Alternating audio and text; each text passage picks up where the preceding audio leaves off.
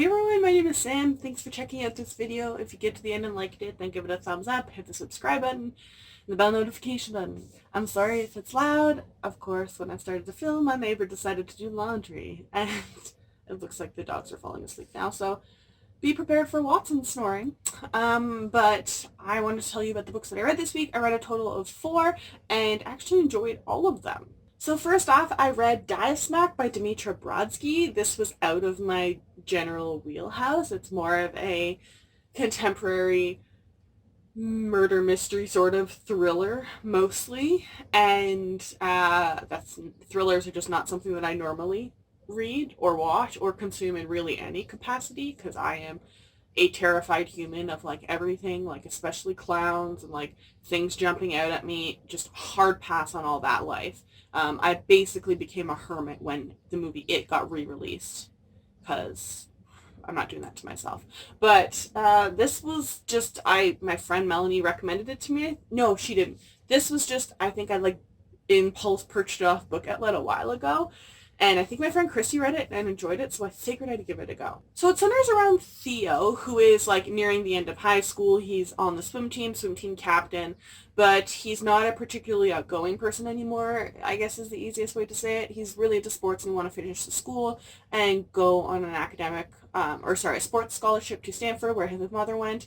But his dad recently passed of a heart attack, and his mother mysteriously died in a fire in their house that he accidentally set. So he's got some issues, and his guardian, who is his grandfather, is a functioning isn't really the word, but we'll go with it, of a functional alcoholic. And his adopted uncle is kind of the one who's really watching out for him, though his grandfather is made it very outspoken that he doesn't like him, he doesn't trust him, he doesn't want him hanging around him, and he won't explain why.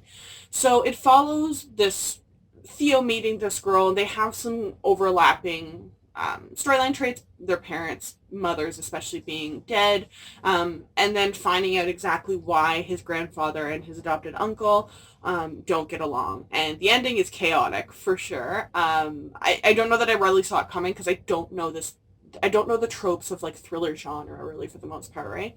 But I did notice like the beginning of it was more of a contemporary mystery thriller, and then I think like I don't know if it's like a halfway point, but it switches to being more of like a contemporary paranormal thriller. There is mystery, but it's more of a thriller aspect, if you know what I mean. That being said, I actually enjoyed it. I really, really, really liked Theo's girlfriend in this. She was really interesting. Their overlapping information, their stories.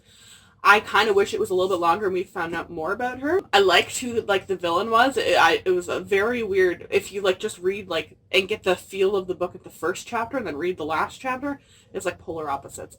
So I feel like there's actually quite a bit of progress made, though, because it didn't feel like there was a light switch at any point of switching genres or paces or anything like that, which I think is impressive considering it's not a super thick book. But yeah, I enjoyed it. I think I ended up giving it a 4 out of 5 stars. I also learned a bunch of stuff about swimming that I will never actually use, but it was interesting information nonetheless. Then I finally picked up my arc of Mistress of the Ritz by Melanie Benjamin. I've been curious about this one, like just off, like not curious, but I was just like, I'm curious, but I don't know if it's going to be like, again, like the Alice Network, where it's like all this like historical fiction, women in World War II hype, then I read it and then nothing happens, or if it's going to be like The Lost Girls of Paris, which I absolutely, there's the Watsons somewhere, which I absolutely adored.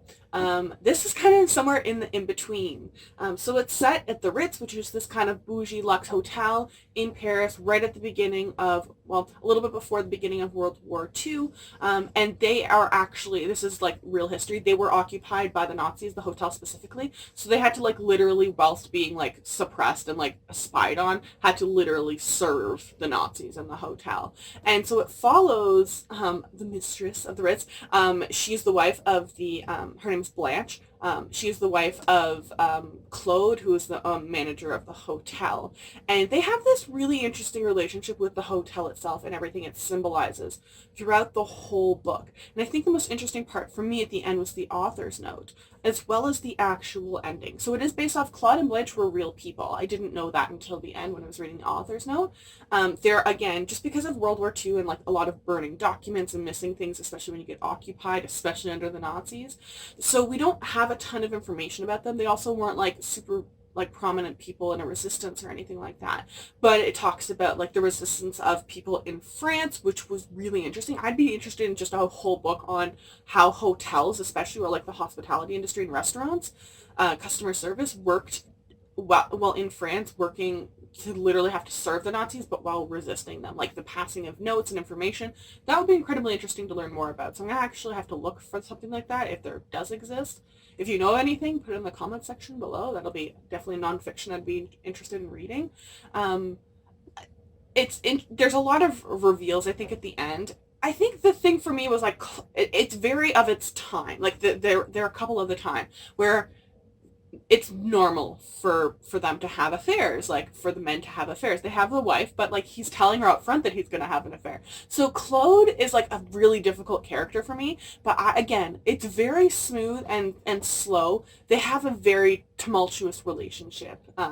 Blanche leaves him multiple times because she is American, he's European, so they're on this completely different understanding of what a marriage is, and what his expectations are of her and vice versa, and what she sees in the Ritz. And they hide a lot from each other, and it does end up biting them in the butt. But I feel like there's a lot of character growth. I really detested Claude at the beginning, and I was like, girl, why do you keep going back to this man? Like, he's cheating on you. He's telling you he's cheating on you. I know that's 2019 perspective in like a 1930-something perspective, but it was just angering me. But at the end, I was very much Claude and Blanche together, like fighting the Nazis together, and the relationship. And Claude definitely does change over the course of that. But I think there's more character given, information given to the readers for us to change our perspective, that we weren't given, but the characters knew between themselves. I think the ending was, I put in my review that it sucked, and I don't mean that it was written badly. It is how they end. Like in history, it is how everything ends for them. And it frustrates me because we know so little about them, because they were such minor characters and then they're these main characters in a book. So there's such gaps in it missing. So I'm trying to think if my brain is like, I think it was. I don't know how to explain this without spoiling the ending. I think my brain is romanticizing the ending. I think, because these characters are sort of like flourished and like created by the author for the most part. They're real. They were in history, but we don't have information about them to give them all these characteristics for the most part. A lot of it's secondhand, and they did a couple of interviews before the way that they passed away, because this was like in the World War II period. And they did interviews, but they were very guarded people. And I don't know if my brain is romanticizing it because of the characters, but I could see, I know where I stand on explaining the ending, okay? You'll understand that when you actually read it. I would actually really recommend this book, but just be aware, it's not like a World War II spy thriller for the most part. It is very much focused around these two characters and the Ritz Hotel, and it's occupied by the Nazis, and that they're not for the Nazis, but they have this weird balance they have to maintain. And there isn't so much of a strong plot. There is a plot. It's more of like a historical like progress though. So just be aware of that. And I enjoyed it. I think in the end I gave it a 4 out of 5 stars as well. Then I read The Call of the Rift Flight by Jay Waller. This is the first book in a series. The author herself is not Indigenous, however, there's a lot of colonial history in here, and she did talk in the author's note extensively about people who gave her background information. There's a lot of Indigenous folklore and cultures. I don't know which ones, but from how she's talking, there's a lot of Haida influences based on who she did talk to and communicate with. The author is also originally from BC and now lives in Australia, which again I think is really interesting, because Australia and Canada have really, really similar histories of how we treated Indigenous people and colonialism, and essentially like residential schools and cultural and racial genocide against Indigenous people. And it's literally blurbed as Philip Pullman meets Avatar. It's set in this world where there's essentially there's confederation, but there's been a gap in communication, that there's these current people, and the main character is from those people, but she doesn't see herself continuing to marry in with this community. She doesn't really like it. She wants to go to this other kind of, they were once the same, but now different communities, right? So she goes along this traveling area, but there's been climate change, extreme climate change, and a lot of the terrain is not the most easily accessible, and there's a lot of political chaos when she gets to this new place that they didn't know about over here. because there has been no communication between the two sides, for lack of a better term, for a long time. There's a lot of like elemental magic. The main character herself has water, which I loved. There's a lot of politics once we get to this new place, and a lot unfolding. There's so much lying between between everyone. I think the biggest thing that, like, I don't know that it annoyed me, it intrigued me up. I can't figure out if this is like a dystopian, like, historical fiction rewrite or a dystopian future. Because there are definitely elements of like colonialism that you can see embedded in here. But then there's like this lack of communication, but then there's just very modern, like, they use very modern language in this. They use very modern language in this, and have very modern views and perspectives on a lot of things. So it's confusing, kind of. Like, I can't detach it from our world, really. Like, it's very clearly supposed to pull parallels from our worlds into it. I really loved it. I really, really loved all the characters in this, especially. That's something that I think books tend to struggle with, that I'll find, like, one character that I like, and then I'm like, oh, all the world building. I loved all the characters in this, even the evil people. They were really, really well fleshed out characters. I couldn't totally pigeonhole anyone as good or bad as well, so it kept me guessing for a lot of the book. I think the magic was cool. I want more of it. There's supposed to be the sequel, The Call of the Rift Veil, coming out in 2019, which I am absolutely going to pick up. I think the big thing for me was I've tried it in the past a lot of the time to read. A lot of the times they're smaller publishers, but works by Indigenous authors. That, especially fantasy, is my comfort realm. That's where I really enjoy fantasy and historical fictions. And I find they tend to a lot of the time fall into paranormal, contemporary, and like magical realism, and I have a really hard time with those genres. I don't tend to enjoy them, and it's just different. Ingesting them is very different. The way the stories are told and characters are written and everything, it's just very different. This felt just like what I'm saying of before, of like, we need Indigenous representation. Sometimes you just want to read a Hunger Games where Katniss is Cree. It doesn't have to be a history of residential schools all the time. They can just be there in fantasies. They're there in our real world. You need to portray them in fantasies.